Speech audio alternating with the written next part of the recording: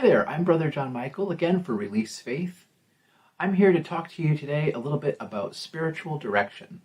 And that's because I'm not just the pastor for spiritual care with Release Faith, but also I am a trained spiritual director. So I'd like to let you know a little bit about what I do and what this ancient practice means. Spiritual direction, at least in Christian continuity, has its origins in Christian monastic communities going as far back as the earliest desert communities of the first few centuries of the Christian church. However, similar movements that haven't always necessarily used this same language have sprung up out of monastic movements in Buddhism, in Hinduism, and you'll find that a form of spiritual companionship is actually present in a great number of the world's tradition. Any sort of ongoing supportive listening and mentoring may actually fall under this broad category of spiritual companionship. And while I don't have exposure to or experience with all of them, what I'll say about spiritual direction today will be broadly applicable to most of these practices. In fact, the largest organization of spiritual directors around the world, with about 6,000 members, is Spiritual Directors International. And while not all religious companions who do this work are members of SDI, it is a really wonderful broad spectrum organization that covers people from a wide variety of spiritual traditions and practices, and is a place where you can find a director who may have openings that's willing to work with you. I'll be posting links at the end of this video so you can follow up and find that organization. At its core, spiritual direction is a form of therapeutic listening. And a trained spiritual director will have gone through a couple years of work to prepare for this ministry. In my case, I was trained both by the Spiritual Life Center in Hartford, Connecticut, as well as Still Harbor out of Boston, Massachusetts, where I completed my clinical practicum. And while it's not therapy, and it's really important to understand that spiritual direction fits in a web of trusted listeners. It's a great thing to have a spiritual director and a therapist, and a coach, because these different kinds of therapeutic listeners do different work.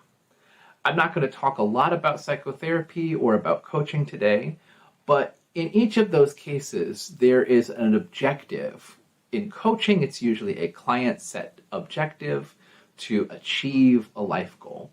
In the case of therapy, there's a diagnostic objective. Perhaps a person is presenting with symptoms and they want to figure out, what do these symptoms mean? How do I manage them? And how do I live a full life, even with what's going on with me emotionally and psychologically? Spiritual direction asks somewhat different questions. Even though in all forms of therapeutic listening, the ordinary stuff of life, what I did last week, how my work is going, how my family life, my friendships, my partnerships, how all of that's going, is often a common core of conversation across all of these practices. In spiritual direction, we ask an additional layer of questions in terms of how does your spiritual practice and your relationship to self, your relationship to the divine, and your relationship to the world and others around you emerge in such a way that it brings both thriving to you and thriving to others. So we spend a lot of time focused on these sacred relationships and doing some serious investigating and wondering about the health of all of them. How does spiritual direction vary from pastoral care? Well, most pastoral care, or even chaplaincy, tends to take place on a case-by-case basis, and oftentimes is very short-term.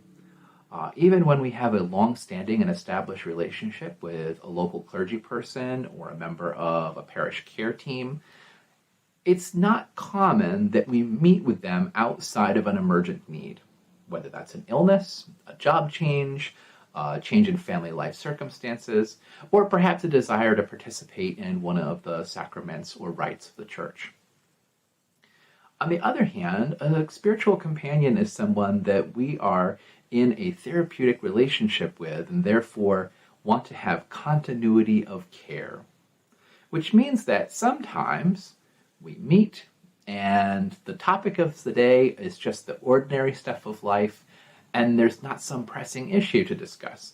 It's quite possible to simply spend some time discussing how one's prayer life is going, to enjoy sitting in the silence and having someone bear witness to the fullness of us in our vulnerable space, or to look at ways to interpret the ordinariness of our lives through a spiritual lens.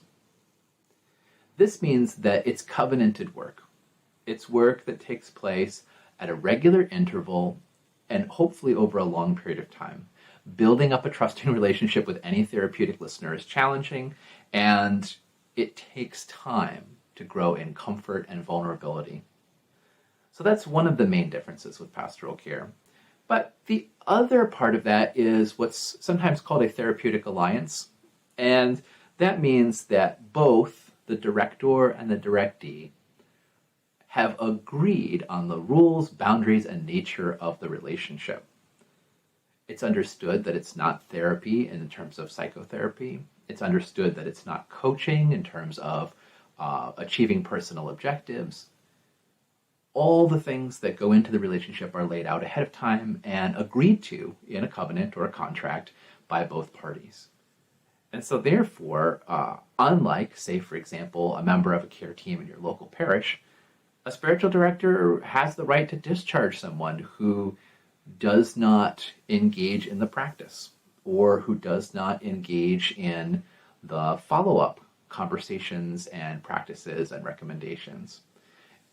There are opportunities for tremendous growth in this space, and it requires both people working together in order for that to succeed. Which begs the question, what do I do in a client visit? Now, obviously, client visits are completely confidential, so I'm not going to talk about the contents of any particular visit today, but I do want to give a brief outline of what one could expect if they came to sit with me. The most important thing that a spiritual director does is listen. The space belongs to the client or to the directee. It's their space to share, to process, to unpack, to wonder.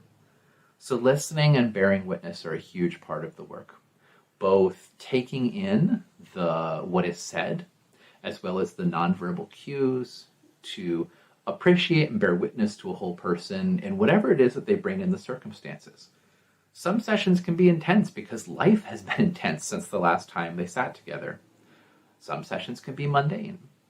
Some can be very topical. There's one particular thing that's really on someone's heart and mind, and they're looking for space to process it. In the midst of that listening, I ask questions. My questions are arising out of both my own listening and careful reflection of what I'm experiencing from that person, but also we trust that in this process that the divine plays a role in helping to surface questions that allow a person to take a new look at something, to approach something more deeply, or to unpack and say more about an important thing that they've raised.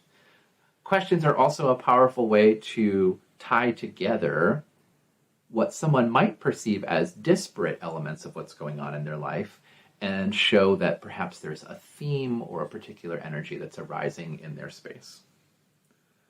I wonder aloud what the person's life might look like if something that they've mentioned were to be true, or if they made a particular decision, how they could envision that working out. All of these practices are designed to help someone be in a safe and boundaried space where they can explore and experiment with these ideas. Now, when requested, I will also provide exercises and suggestions. I make it a really important part of my practice not to impose practices, recommendations, or particular homework on people. However, some clients are looking for tools, exercises, journaling suggestions, work that they can do between sessions that will help them prepare for future sessions. And so I have a variety of materials available that allow me to do that work. Why would you want to sit with a spiritual director? Maybe you already have a therapist and you're doing really important work with that person. Maybe you already have a coach who's helping you to achieve some important life goals. Maybe you just have wonderful friends who are willing to listen to your stories and help you wonder about what's going on in your life. Well, there's a lot of reasons why someone might come to sit with a director. Some of the most frequent themes that I see arising are discernment. People trying to make important decisions and to ensure that those decisions aren't driven just by their own thoughts, but rather by careful reflection from a trusted listener and by a growing sense that both of them together have listened to the emerging will of God. Healing and recovery. Now, this can be healing from religious trauma, it can be healing from other personal traumas, but a lot of times there's a needed space to process the spiritual dimensions of being harmed and the spiritual dimensions of getting better, of living in recovery. And so while there's really important work that happens in recovery communities that is peer support, like sponsors and 12-step groups and other forms of peer recovery groups, sometimes an outside perspective who can hold up a mirror to our experience that can be compassionate and understanding, while at the same time have a little bit of emotional distance from that space, can be really valuable. Spiritual directors could be really excellent as people who help us to sustain commitments or as accountability partners. I mentioned that these practices arose out of monastic communities, and monastic communities share a common rule of life. If you look elsewhere on the channel, you'll see that there's some videos coming about personal rule of life and community rule of life. So I'll say more about those in those places. Let's just say for now that if someone has made particular commitments and they want to be able to be held accountable and to test how they're doing with those commitments, having a regular meeting with a trusted listener who can provide compassionate care, non-judgmental witnessing in that space, and also urge them on to keeping their own commitments can be a really powerful gift. And finally, of course, compassion. So often when people ask us, well, how are you doing? They don't really mean that. They would like you to say, I'm okay, everything's okay, there's nothing to worry about. It's important for all of us to have at least one place, if not multiple places, where we can speak our truth, be honored, and be listened to in a really deep way. And so compassionate listening, that's what's at the core of this entire practice. One of my favorite metaphors or images for this work is that of the midwife or the doula. The midwife or the doula is someone who is trained to facilitate a process that's going to happen, right? And whether that process is giving birth, or that process is active dying that then completes in death, or some other process of transformation that has its own momentum, that has its own natural course, and yet is better when not done alone. Is better when there's a companion and a supporter and an encourager, when there's one who can note what is happening and confirm that for the person, when there's someone who can ask questions that help a person to understand that process more deeply.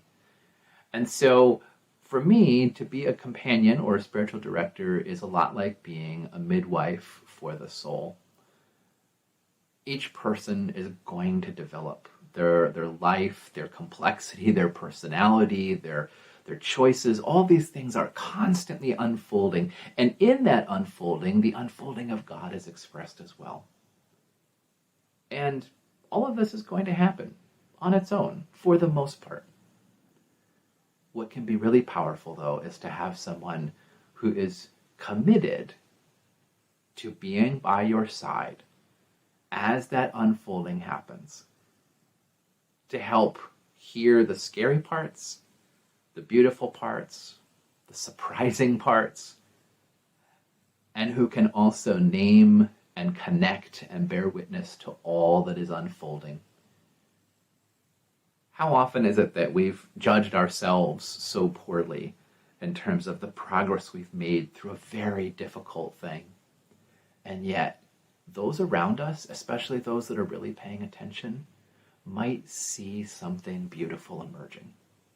To have a director or a companion is to have someone who has made a commitment and a pledge to us to hold space purposely, to watch us become, to celebrate it as it's happening, and then to inquire more deeply, where is God present in all of this, so that we can celebrate that this unfolding that's happening is in fact a divine work.